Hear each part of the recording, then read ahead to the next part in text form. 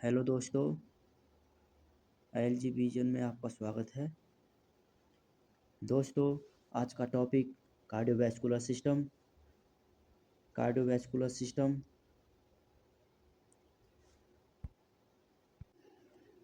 दोस्तों, cardiovascular system जिसे परिसंचरण तंत्र के रूप में भी जाना जाता है, सर्कुलेटरी सिस्टम के रूप में, और जो पूरे शरीर में ऑक्सीजन, पोषक तत्वों और हार्मोन्स के ट्रांसपोर्ट के लिए रेस्पॉन्सिबल होता है। और यह कार्बन डाइऑक्साइड जैसे अपशिष्ट पदार्थों को भी हटाता है। कार्डियोवैस्कुलर सिस्टम के कुछ पार्ट्स होते हैं। हार्ट होते हैं, आर्टरीज होती हैं, वेन्स होती हैं, कैपिलरीज होती हैं। तो दोस्तों, ये है कार्डियोवैस्कुलर सिस्टम का इंट्रोडक्शन, और हम आगे आपको लेके चलते हैं इसके पार्ट्स के ऊपर। दोस्तों, ये थोड़ा इंट्रोडक्शन है, इसे पढ़ लेते हैं। कार्ड कार्डियोवैस्कुलर सिस्टम में हार्ट होता है, हृदय वाहिकाएँ होती हैं, ब्लड वेसल्स होती हैं, और लगभग 5 लीटर ब्लड होता है, जिससे रक्त वाहिकाएँ परिवहन करती हैं। ब्लड वेसल्स ट्रांसपोर्ट करती हैं। पूरे शरीर में ऑक्सीजन, पोषक तत्व, हार्मोन और सेलुलर अपशिष्ट उत्पादों के परिवहन के लिए रेस्पॉन्सिबल कार्डियोवैस्कुलर सिस्टम शरीर के सबसे कठिन काम करने वाले अंग हृदय द्वारा संचालित होती है, जो केवल एक मुट्ठी के आकार का होता है। दोस्तों, हमारा हृदय एक मुट्ठी के आकार का होता है, और आराम करने पर भी और दोस्तों आराम करने पर भी औसत हृदय आसानी से हर मिनट पूरे शरीर में 5 लीटर से अधिक रक्त पंप करता है। कार्डियोवैस्कुलर सिस्टम की एनाटॉमी।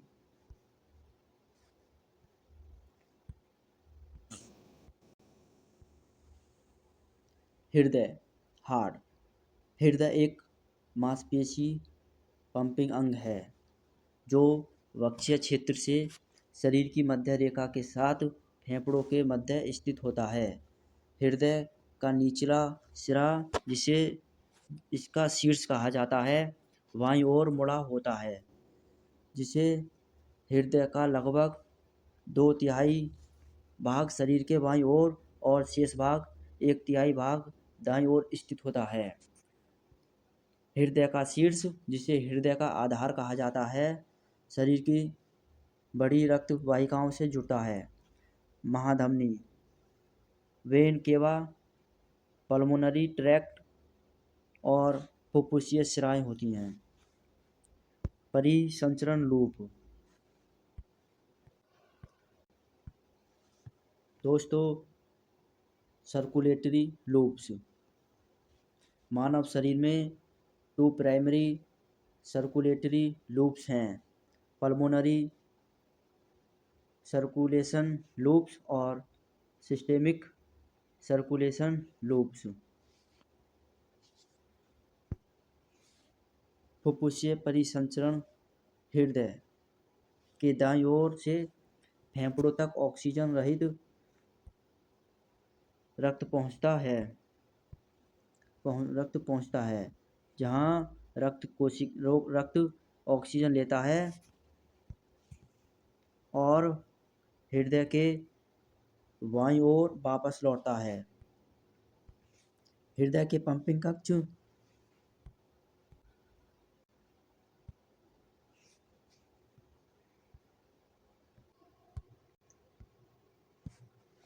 हृदय के पंपिंग कक्ष, जो फुफ्फुसीय परिसंचरण लूप का समर्थन करते हैं, वे दायां अलिंद और दायां निलय हैं। प्रणालीगत परिसंचरण। हृदय के बाएं हिस्से से शरीर के सभी ऊतकों, हृदय और फेफड़ों को छोड़कर तक अत्यधिक ऑक्सीजन युक्त रक्त पहुंचाता है। प्रणालीगत परिसंचरण शरीर के ऊतकों से अपशिष्ट को हटाता है और ऑक्सीजन रहित रक्त को हृदय के दाहिने हिस्से में वापस भेजता है। हृदय का बायां अलिंद और बायां निलय प्रणालीगत परिसंचरण के लूप के लिए पंपिंग कक्ष है। Blood vessels. ब्लड वेसल्स शरीर के राजमार्ग हैं जो रक्त को हृदय के शरीर के हर क्षेत्र में तेजी से और कुशलता से प्रभावित करने और वापस लाने में मदद करती है। रक्त वाहिकाओं का आकार वाहिकाओं से गुजरने वाले रक्त की मात्रा के अनुरूप होता है। सभी रक्त वाहिकाओं में एक खोखला क्षेत्र होता है और जिसे ल्यूमेन कहा जाता है, जिसके माध्यम से रक्त प्रभावित हो जा सकता है। और ल्यूमेन के चारों ओर वाहिकाओं की दीवार होती है, जो कोशिकाओं के मामले में पतली या धमनी के मामले में बहुत मोटी हो सकती है। सभी रक्त वाहिकाएं सरल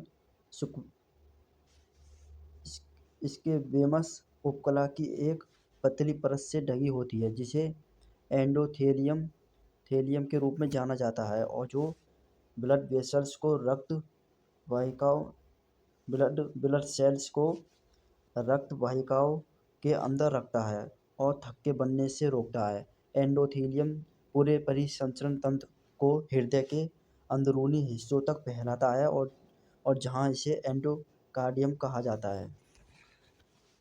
रक्त वाहिकाओं के 3 मुख्य प्रकार हैं: धमनियाँ, केशिकाएं और शिराएं।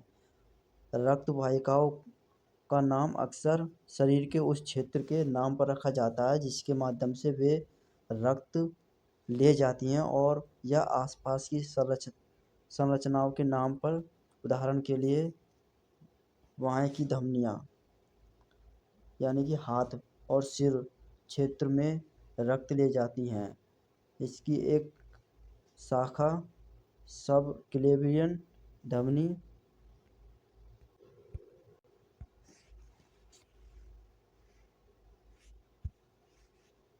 उदाहरण के लिए दोस्तों, बाएं की धमनियाँ बाहें, हाथ और सिर क्षेत्र में रक्त ले जाती हैं। इसकी एक शाखा सबक्लेवियन धमनी हंसली के नीचे से गुजरती है। हमारे गर्दन के ऊपर हंसली होती है दोस्तों, उसके नीचे से गुजरती है, इसलिए इसका नाम सबक्लेवियन है। सबक्लेवियन धमनी अक्षीय क्षेत्र में स्थित है, जहां इसे अक्षीय धमनी के रूप में जाना जाता है। धमनियाँ और धमनिकाएं। धमनियाँ धमनियाँ रक्त वाहिकाएं होती हैं जो रक्त को हृदय से दूर ले जाती हैं। धमनियों द्वारा ले जाया जाने वाला रक्त आमतौर पर अत्यधिक ऑक्सीजन युक्त होता है, जो फेफड़ों से निकलकर शरीर के ऊतकों तक पहुंचता है। फुफ्फुसीय परिसंचरण लूप की फुफ्फुसीय ट्रैक और धमनियाँ इस नियम का अपवाद प्रदान करती हैं। ये धमनियाँ ऑक्सीजन रहित रक्त को शरीर से फेफड़ों तक ले जाती हैं, जहाँ उसे ऑक्सीजन युक्त किया जाता है। धमनियों को उच्च रक्तचाप का सामना करना पड़ता है क्योंकि वे हृदय से अत्यधिक बल के साथ रक्त को धकेलती हैं। इस दबाव को झेलने के लिए धमनियों की दीवारें अन्य वाहिकाओं की तुलना में अत्यधिक मोटी, अत्यधिक लोचदार और अत्यधिक मसल होती हैं।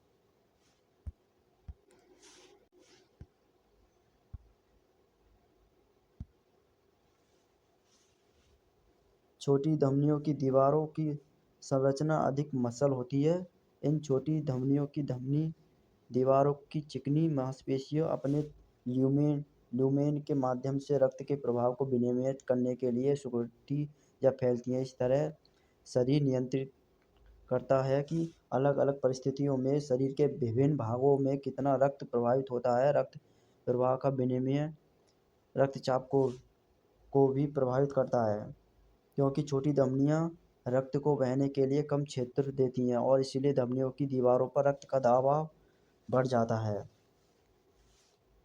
धमनियाँ संकरी धमनियाँ होती हैं जो धमनियों के सिरों से निकलती हैं और रक्त को केशिकाओं तक ले जाती हैं। उनकी संख्या अधिक होने, रक्त की मात्रा कम होने और हृदय के सीधे दबाव से दूरी होने के कारण वे धमनियों की तुलना में बहुत कम रक्तचाप का सामना करती हैं। सामना करती हैं। इस प्रकार धमनियों की दीवारें धमनियों की तुलना में बहुत पतली होती हैं। धमनियाँ धमनियों की तरह अपने छिद्र को नियंत्रित करने और रक्त प्रवाह को रक्तचाप को विनियमित करने के लिए चिकनी मांसपेशियों का उपयोग करने में सक्षम हैं। केशिकाएं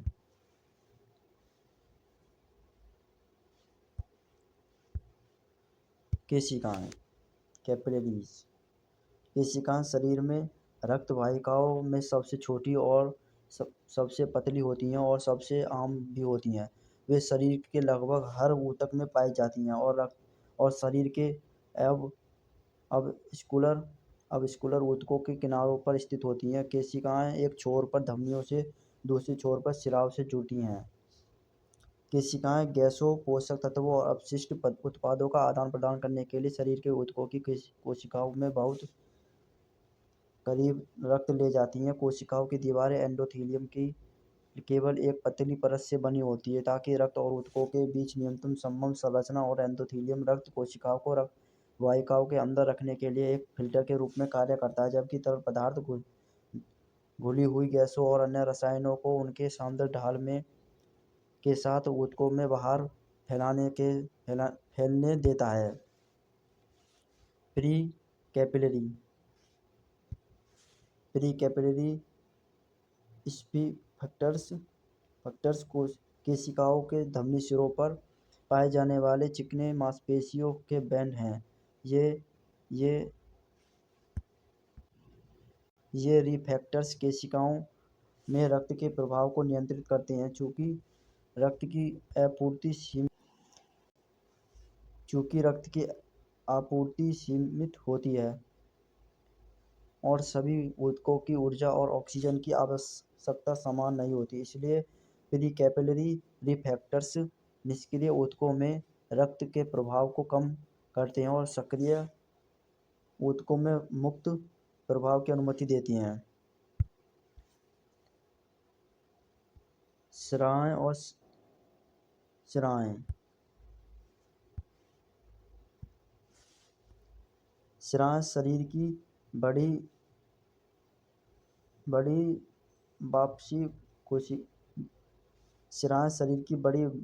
वापसी वाहिकाएं होती हैं और धमनियों के रक्त वापसी समकक्षों के रूप में कार्य करती हैं। चूंकि धमनियों और केशिकाएं हृदय के संकुचन में अधिकांश बल को अवशोषित करती हैं, इसलिए शिराएं बहुत कम रक्तचाप के अधीन होती हैं और दबाव की यह कमी शिराओं की दीवारों और धमनियों की दीवारों की तुलना में बहुत पतली, कम लोचदार और कम मसल बनाती हैं।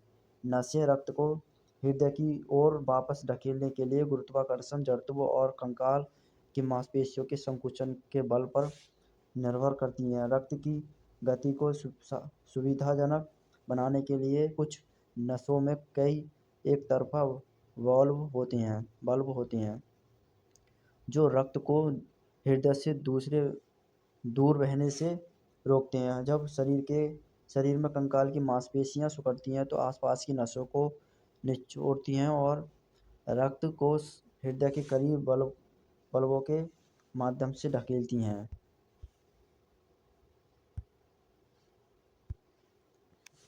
जब मांसपेशियां शिथिल हो जाती हैं तो बल्ब रक्त को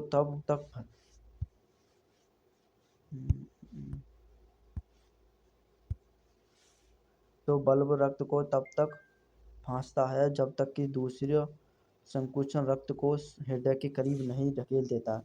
शिराएं धमनियों के समान होती हैं क्योंकि वे छोटी वाहिकाएं होती हैं जो केशिकाओं को जोड़ती हैं, लेकिन धमनियां वे विपरीत शिराएं धमनियों के बजाय नसों में जुड़ती हैं। शिराएं कई केशिकाओं से रक्त उठाती हैं और इसे रक्त के वापस ले जाने के लिए बड़ी नसों में जमा करती हैं। तो दोस्तों, ये तो रहा हमारा पार्ट 1 कार्डियोवैस्कुलर सिस्टम का। पार्ट 2 हम नेक्स्ट वीडियो में लाएंगे। थैंक यू दोस्तों।